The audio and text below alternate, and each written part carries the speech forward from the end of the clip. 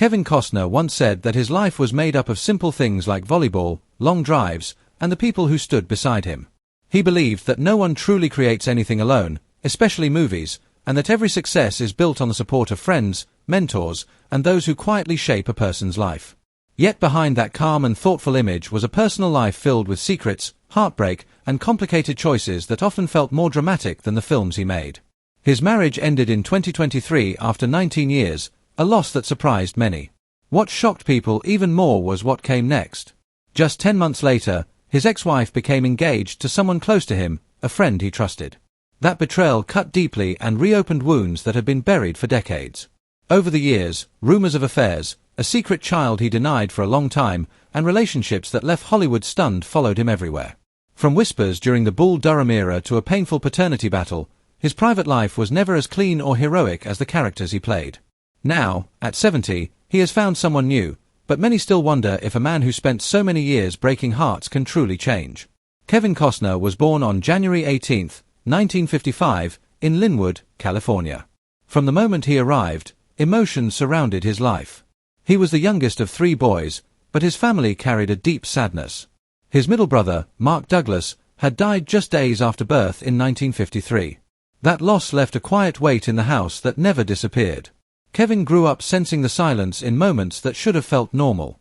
He noticed how his father's face tightened during small problems and how grief lived quietly between family members. His father worked long, demanding hours as an electrician for Southern California Edison. The job provided stability but required frequent moves. Every few years, the family packed up and started over in a new town. For Kevin, each move felt like losing a piece of himself. He never stayed long enough to let friendships grow deep roots. Because of this, he learned to rely on his imagination, building an inner world he could carry wherever he went. When the Costner family moved to Compton in the 1960s, Kevin's world shifted again. The city was changing quickly, moving from mostly white neighborhoods to a largely black community by the 1970s. Kevin was often the only white student in his class and sometimes the only one in his entire grade. This made him think about race and identity at a very young age, long before he truly understood society's rules. His Baptist upbringing gave him structure and comfort. Church became a safe place where he felt grounded. He sang in the choir and found peace in music, poetry, and small creative moments that helped him cope. The neighborhood could be rough, and trouble was never far away, but Kevin stayed close to his family and focused on the things that made him feel alive. School became an important place for him to push himself. At Cabrillo Middle School and later at Mount Whitney High School and Villa Park High School, he poured his energy into sports. He played football, baseball, and basketball, even though he was only 5 feet 2 inches tall when he graduated.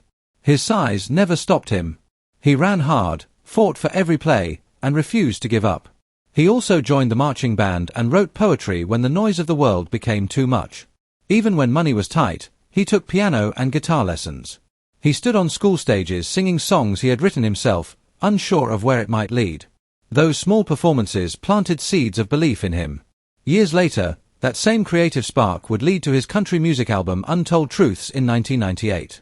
At the time, he did not realize it, but these early moments were teaching him how to turn emotion into something meaningful. Money was always a concern in the Costner household.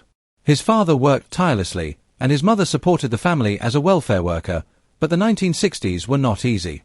Kevin took on odd jobs, mowing lawns, and doing whatever he could to earn a little extra.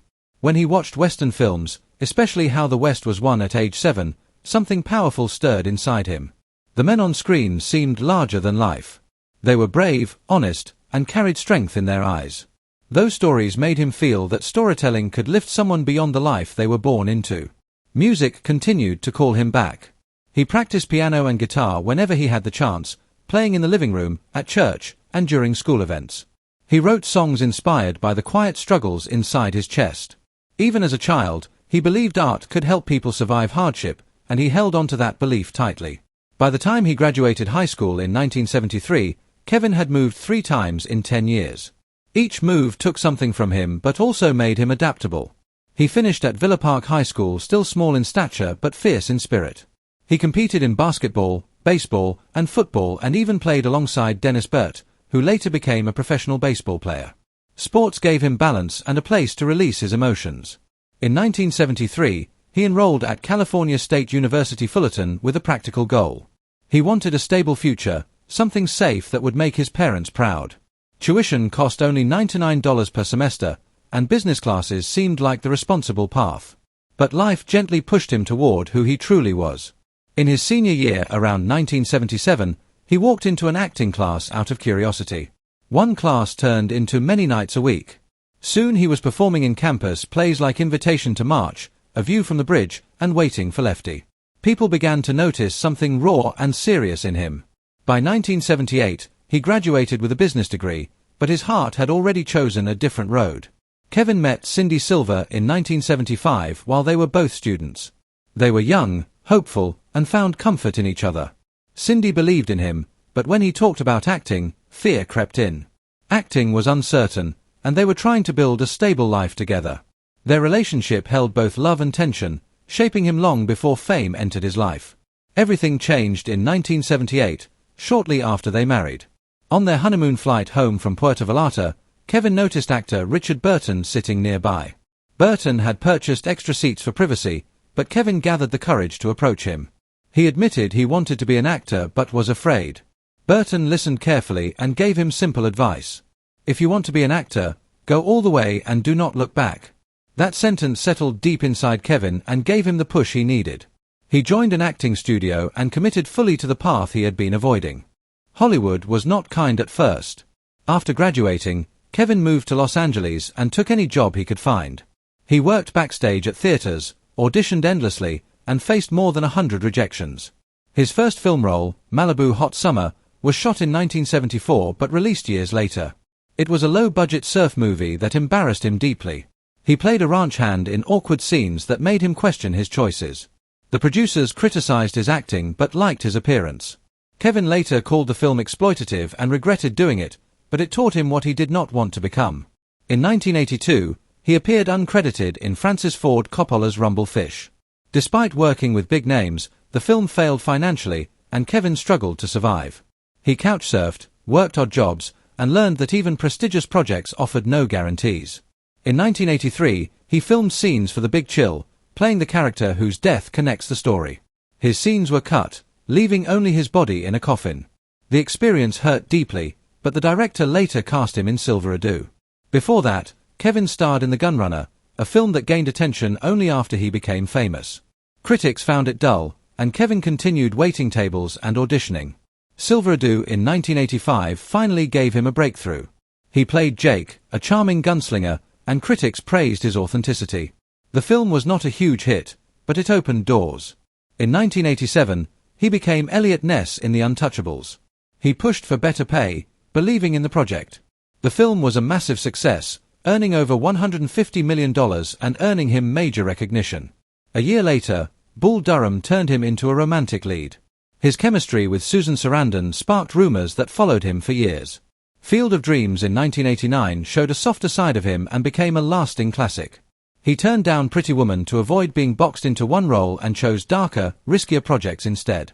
His personal life, however, grew more complicated. Rumors and pressure strained his marriage. Then came Dances with Wolves, a project he believed in so strongly that he invested his own money. He acted, directed, and produced the film, which went on to win 7 Academy Awards. It respected native cultures in ways few westerns had before. Yet the success came at a personal cost. The pressure and exhaustion pushed him close to burnout, and he walked away from a massive sequel offer, needing time to breathe. Kevin Costner's life has always been a balance of creativity, ambition, love, and loss. Behind the calm voice and steady presence is a man shaped by constant movement, emotional weight, and the belief that art can carry people through the hardest moments of their lives. Later in his career, when some of his films did not perform as well as expected, including Horizon, the studio slowly and quietly allowed plans for sequels to disappear. There was no big announcement or dramatic ending, just a quiet shift. This moment marked a clear change in Kevin Costner's career. He moved away from large franchise-style films and turned toward stories that felt more personal and meaningful to him. At the same time, his private struggles were becoming more visible, even if most people did not fully understand what he was carrying. When he stepped onto the Oscar stage and spoke about Native American rights and his own Cherokee heritage, viewers saw confidence and pride. What they did not see was how exhausted he was behind the scenes. The long 4-month shoot for Dances with Wolves had involved freezing winds, blizzards, and endless workdays that drained everyone involved. Production designer Jeffrey Brogdon later described how physically harsh the experience was and how it wore down the entire cast and crew. Kevin himself admitted that the emotional and physical weight of that project stayed with him for years and never fully left his body or mind. As time passed, the industry also began to question some of the practices used during that film. Dances with Wolves was made without intimacy coordinators, something Hollywood now considers essential for protecting actors. At the time, Kevin defended the choice, saying authenticity was the priority. However, co-star Mary McDonnell later shared that the lack of that kind of support made her feel exposed and vulnerable. In 2025, when lawsuits began addressing unsafe on-set practices from earlier decades, the film was mentioned as an example of why the industry needed to change.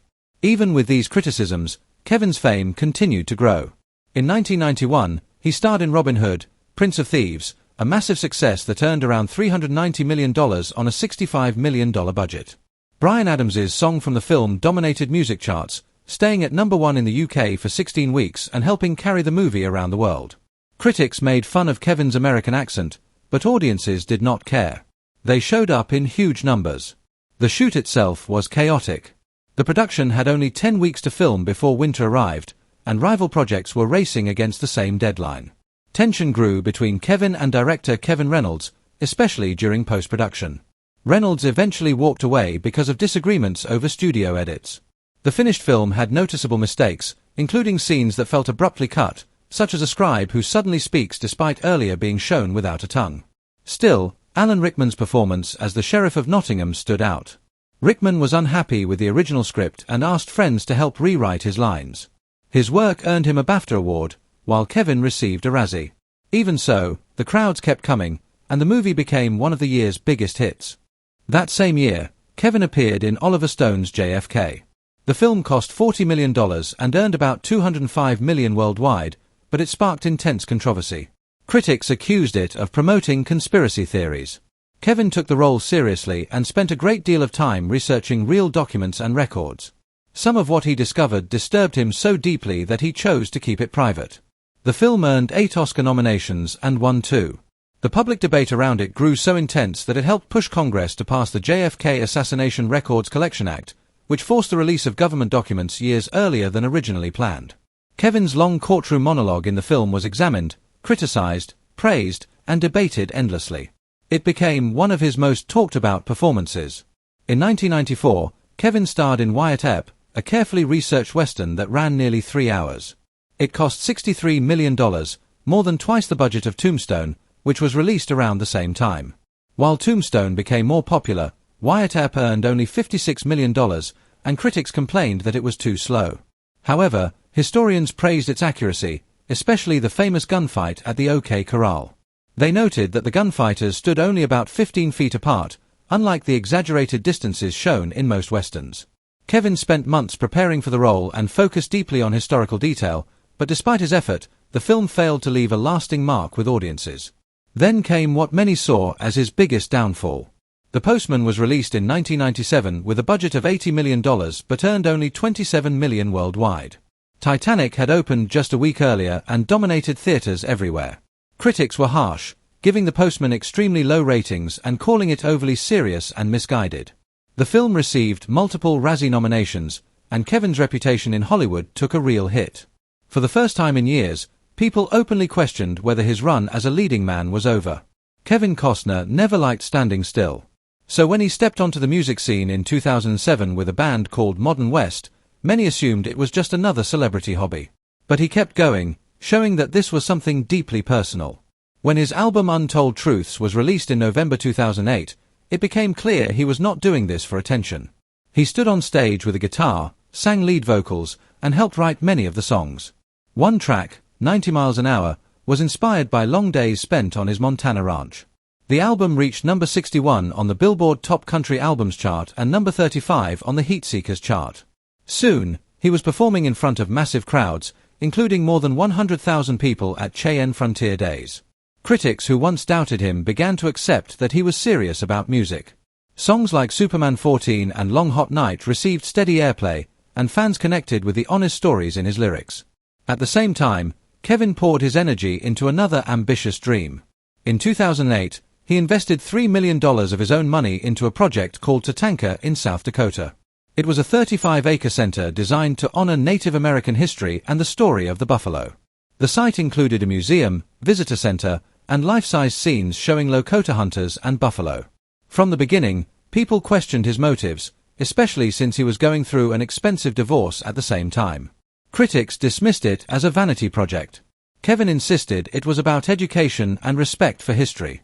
The criticism grew louder when artist Peggy Detmers accused him of breaking their agreement. The lawsuit lasted for years, turning Tatanka into a symbol of how difficult it can be to pursue meaningful work under constant scrutiny. In 2023, the South Dakota Supreme Court ruled in Kevin's favor, but by then the project had already taken an emotional toll. That same year, he released Swing Vote, a political drama in which he played Bud Johnson, an alcoholic single father whose vote decides a presidential election. The role hit close to home because Kevin carried regrets about his own relationship with his father. When funding fell apart, he personally covered more than $16 million to keep the film alive. It earned just over that amount at the box office, but critics like Roger Ebert praised its creative idea and Kevin's performance. During this period, Kevin was constantly balancing touring with his band, reading scripts, and trying to keep his life from collapsing under its own weight. In 2010, Modern West released another album called Turn It On. It sounded louder, freer, and more confident. Kevin worked with artists like Vince Gill and Sarah Beck, pushing the band further into a roots rock sound. Before the album could fully gain momentum, tragedy struck. The band's tour bus crashed in Europe. Kevin suffered only minor injuries, but the shock forced him to slow down and rethink his pace.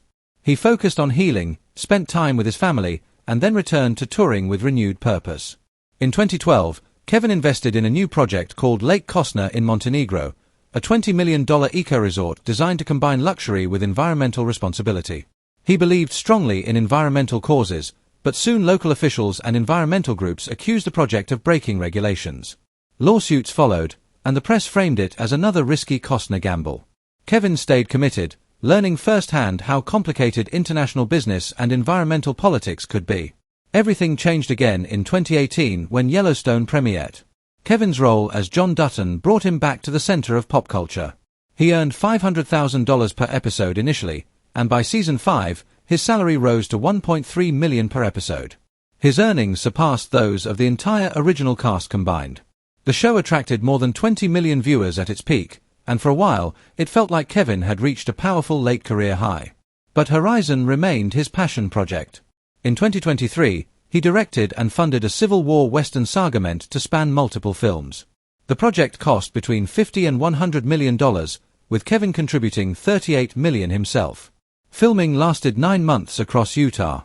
When the first chapter premiered, it earned only about $1 million during opening weekend and failed to gain traction. Lawsuits followed, along with accusations of bullying, financial mismanagement, and production delays. Fans who wanted the project to succeed watched it struggle. At the same time, Kevin clashed with Yellowstone creator Taylor Sheridan over creative control and scheduling. Kevin wanted approval over scripts, but Paramount refused. Negotiations fell apart, rumors spread, and by 2024, his exit from the show became official.